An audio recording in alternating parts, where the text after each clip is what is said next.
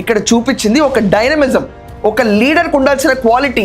తప్పును తప్పుగా, చెడును చెడుగా వేరు చేసి జనాల ముందుకు నిలబెట్టి దానికి ధైర్యంగా నేనే ముందుంటానని వెళ్ళి నేనే ముఖ్యమంత్రిగా దాన్ని ఆఖరికి స్టాచ్యూ అన్వీలింగ్ చేస్తానన్న బర్త్డే రోజు అని చెప్పి ముందుకు వచ్చి కరెక్ట్గా 6 నెలల్లో స్టాచ్యూ పెట్టి ఘనంగా ఆయనకి జనాలు ఇవాళ జేజేలు కొట్టడం మొదలుపెట్టారు.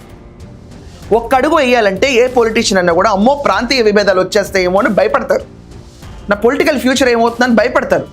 కానీ తను ఎంచుకున్న మార్గం కరెక్టే అని నమ్మినప్పుడు కేవలం ఒక స్ట్రాంగ్ విల్డ్ పర్సన్ మాత్రమే ఇలాంటి మూవ్ చేయగలుగుతారు.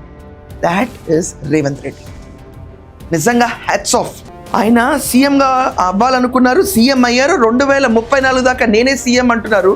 ఇప్పుడు నిన్న చేసిన దానికి ఏంటబ్బా ఆయన రాజకీయ ప్రయోజనం అని కూడా ఒకసారి ఆలోచించాలి. ఇప్పుడు మన హైదరాబాద్లో ఉన్న సో కాల్డ్ అందరూ చెప్తున్న ఆంధ్ర సెటిలర్స్ ఓటర్స్ ఇంప్రెస్ అవుతాం మేమందరం. రేవంత్ రెడ్డి గారికి ఓట్లు పడిపోతాయి. రామారావు గారి దెబ్బకి ఆయన లాక్కోవాల్సిన అక్కర్లేదు, పీక్కోవాల్సిన అక్కర్లేదు. టీడీపీ ఓట్ బ్యాంక్ అంతా ఆయనకు అంకితం అయిపోయింది. పడిపోతాయి ఓట్లు ఖచ్చితంగా, బల్లగుద్ది పడిపోతాయి ఈసారి. ఇది కాకుండా నిజామాబాద్ చాలా చోట్ల స్థానికల్లో ఆంధ్ర సెటిలర్స్ ఎక్కువ ఉంటారు. అక్కడి నుంచి ఇక్కడికి వచ్చి బతికినాడు ఎక్కువ ఉంటారు. వాళ్ళందరూ ఓట్లు కూడా రామారావు గారు వెంబటే ఈయన వెనక వాళ్ళు వెళ్ళిపోతాయి. పొలిటికల్గా ఇది ఒక high mileage thing, perfect strike. At the same time మీరు గుర్తుపెట్టుకోండి, తెలంగాణ వచ్చిన తర్వాత first time I'm witnessing a neutral stand from a politician.